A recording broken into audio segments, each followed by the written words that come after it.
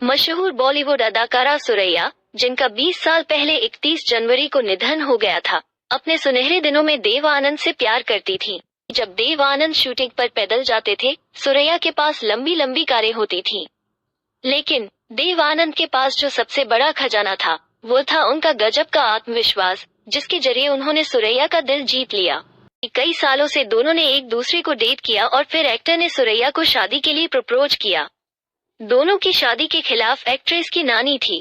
दोनों के धर्म अलग अलग थे और इस वजह से उनकी नानी उनकी शादी के खिलाफ थे। सुरैया की मां देव साहब को पसंद करती थी, लेकिन सुरैया की नानी बादशाह बेगम नहीं चाहती थी कि किसी दूसरे धर्म के व्यक्ति से सुरैया का विवाह हो।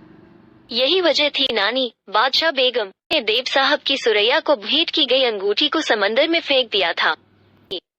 गुजरे जमाने की बॉलीवुड दिवा सुरैया का फिल्मों में करियर छोटा लेकिन उल्लेखनीय था।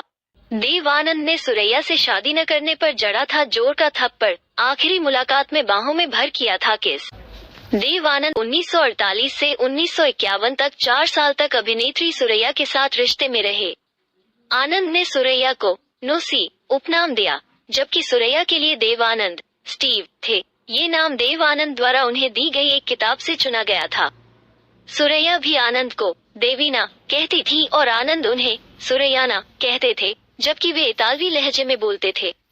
ऐसा कहा जाता है कि सुरैया फिल्म विद्या के गाने किनारे किनारे चले जाएंगे की शूटिंग के दौरान देव आनंद पर अपना दिल खो बैठी, जब उनकी नाव ढह गई। रिपोर्ट्स के मुताबिक देव आनंद और सुरैया को कथित तौर पर तब प्यार हो गया जब उन्होंने एक गाने की शूटिंग के दौरान उन्हें नदी से खींचने के बाद उनकी जान बचाने के लिए धन्यवाद दिया।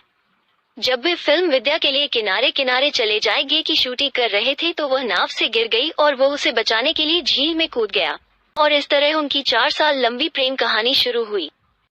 1949 में जीत की शूटिंग के दौरान देव आनंद सुरैया के साथ भागकर शादी करने को तैयार थे, लेकिन नानी को ये बात पता चल गई। सुरैया की नानी को इस रिश्ते के बारे में तब पता चला जब देव आनंद ने सुरैया को हीरे की अंगूठी भेंट की। उन्होंने गलती से इसे अपनी सख्त नानी के सामने पहना था। उन्होंने इस अंगूठी को समुद्र में फेंक दिया था। सुरैया ने इस घटना को याद करते हुए कहा, देव ने मेरे लिए वो महंगी अंगूठी खरीदने के लिए पैसे उधार लिए थे। ये किस्सा देव आनंद ने अपनी biography romancing with life of Dev Anand में लिखा है। दोनों भले ही एक दूसरे से बहुत प्यार करते थे, लेकिन उनके बीच धर्म और परिवार दीवार बनकर खड़ी हो गई थी। मैंने उन्हें प्रपोज किया था। वो एक्सेप्ट करना चाहती थी, लेकिन उन्हें स्वीकार करने की अनुमति नहीं थी। मैंने उनके लिए सगाई की अंगूठी भी खरीदी थी। सुरैया की नानी, जिन्होंने उसे धमकी दी थी, अगर तुमने शादी की तो मैं तुम दोनों को गिरफ्तार करवा दूंगी, इसलिए उसने शादी का प्रस्ताव ठुकरा दिया, जिसे मलिका ए हुस्न, मलिका ए तरन्नुम और मलिका ए अदाकारी कहकर सम्मानित किया गया। सुरैया को देव आनंद का प्यार तो मिल गया, लेकिन वो कभी उनका साथ ना पा सकी, क्योंकि उनकी नानी को हिंदू अभिनेता पसंद नहीं थे। यानी इस मोहब्बत का अंत धर्म की रेखाओं में समेट कर गया था। मीडिया रिपोर्ट्स के मुताबिक देव आनंद ने सुरैया को भगाकर उनसे शादी करने की योजना बनाई। जब इस अभिनेत्री के परिवार वालों ने देव आनंद को जान से मारने की धमकी दी तो वो पीछे हट गई। उन्होंने देव आनंद के विवाह प्रस्ताव को अस्वीकार कर दिया। गुप्त कारण ये था कि सुरैया परिवार की एकमात्र कमाने वाली सदस्य थी।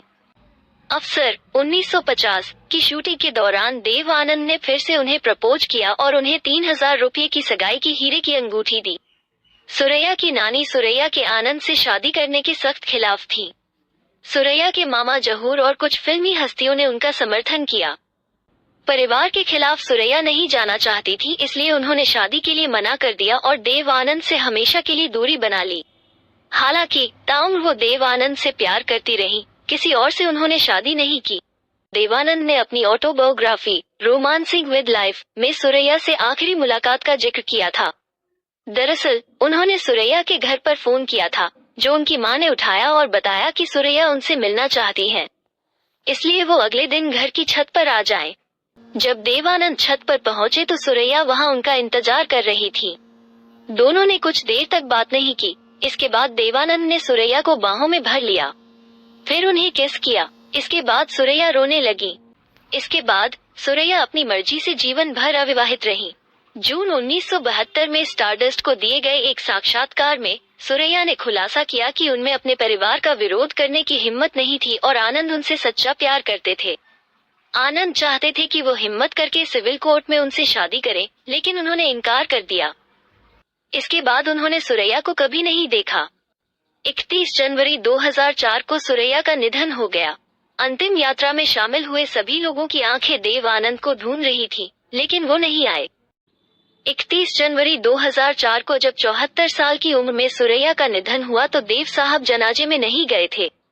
वे नहीं चाहते थे सुरैया की अंतिम यात्रा में किसी विवादास्पद मुद्दे पर चर्चा हो।